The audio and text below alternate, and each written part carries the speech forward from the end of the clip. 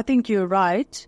That said, many bad lecturers could use it as an excuse. No, I agree with that. It doesn't mean that there aren't other stakeholders that input into that process. Yeah. I think that absolutely the student has to take advantage of all the opportunities to get at a problem from different angles, to almost triangulate their understanding. But I think it's the job of the lecturer to make sure that the facilitation of the learning is at the highest level. Yeah, and accessible to even the students that are sitting in front of them. Absolutely. So, as I said, the examples that are used, getting them to do a few examples in class maybe are other ways to exercise that option. Otherwise, it's going to be similar to, let's say, lecturers putting on a narrated PowerPoint.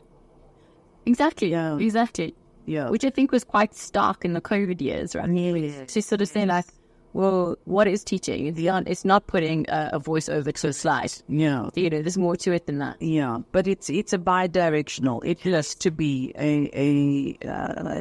it's almost like the lecture is an academic conversation between... It's an exchange. Yeah.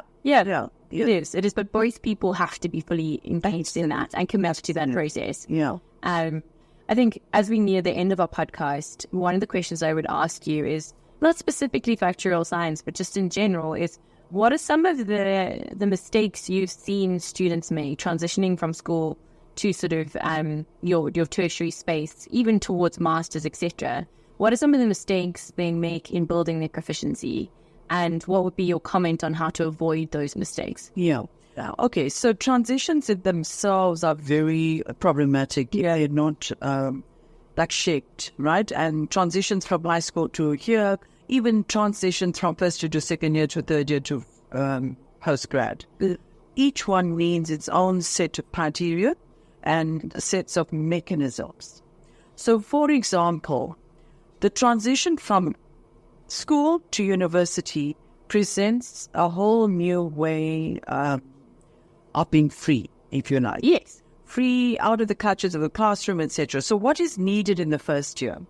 Self-regulation. Excellent. Right?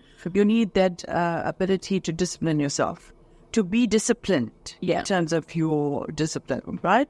And by discipline, I mean following routines and practices that build consistently, sustainably, not just before an assessment, not just in... You're not cramming. Yeah.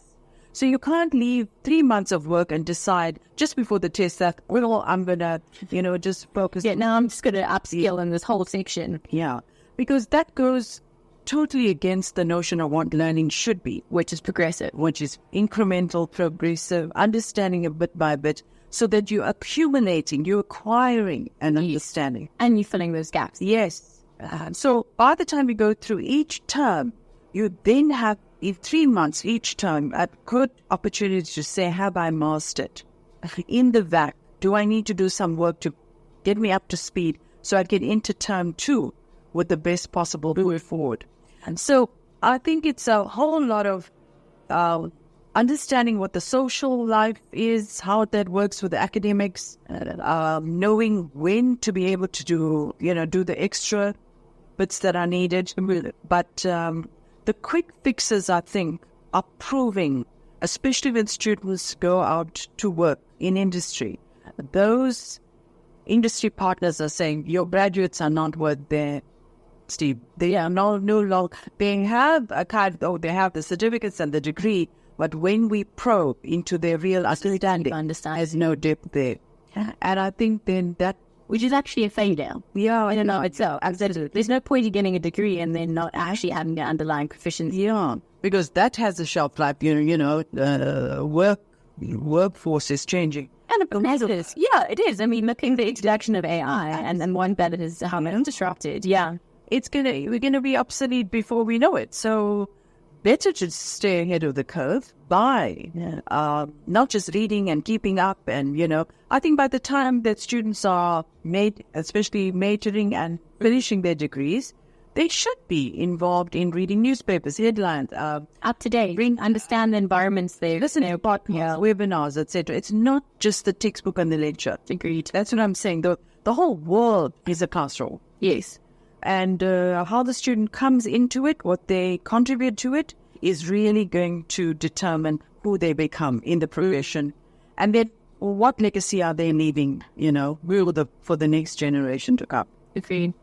Thank you for that. And thank you for your time. Thank you so much. It's been so insightful. I think to our listeners, part of the reason I asked Kasturi to be on this podcast is because, we can give you exposure to actuarial science in various sort of episodes, but you also have to take the responsibility of saying, well, I want to be an actuary, and how do I go about doing that? And I think you were a fantastic person to position that for our listeners. So thank you very much. I'm so glad. Thank you so much. I hope it helps. I'm sure it will. And to our listeners, thank you for listening, and I'll see you on the next podcast. Goodbye.